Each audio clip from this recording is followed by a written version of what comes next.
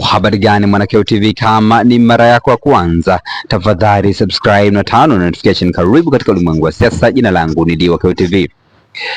Mbunge wa zamani wa Kilwa Kusini Suleiman Bungara Bwege ameandika katika mitandao ya kijamii na kueleza kuwa kwa masikitiko yake ya kutomuona Mheshimiwa Zitto Kabwe kiongozi mstaafu wa chama cha ACT Wazalendo, na nukuu: tunajua Tundu Lissu ni rafiki yako wa karibu sana. Alipigwa risasi 16.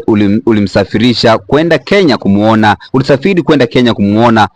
Hukuishia hapo, ukasafiri mpaka Ubelgiji kwenda kumuona.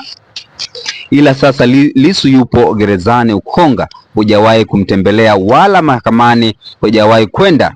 Huenda huna nauli, ila hata akutweet au tu akusema kesi ya Lissu ni kesi ya mchongo hujawahi. Kama tatizo bando na nauli, tushirikishe Jamhuri tuchangie, au hauchezi mechi za ndani? Kama wewe ni shahidi wa kiboksi tujue. Mwisho wa kunukuu. Maneno hayo mazito kwelikweli kutoka kwa aliyekuwa mbunge wa zamani katika jimbo la Kilwa ambaye ni Suleiman Bwege. Una maoni gani kwa hichi ambacho ameandika mbunge wa zamani wa Kilwa Suleiman Bwege? Tafadhali shusha maoni yako katika sehemu ya comment section. Jina langu ni Diwakeo TV.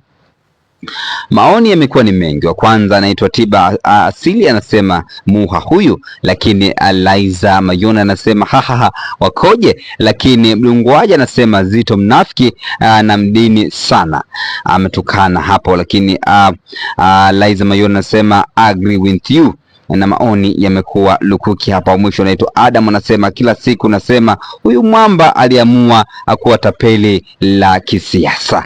Hayo ni baadhi ya maoni ambao umetoka katika chapisho huko mtandaoni. Jina langu Diwakeo TV, tafadhali subscribe na turn on notification. Bye bye.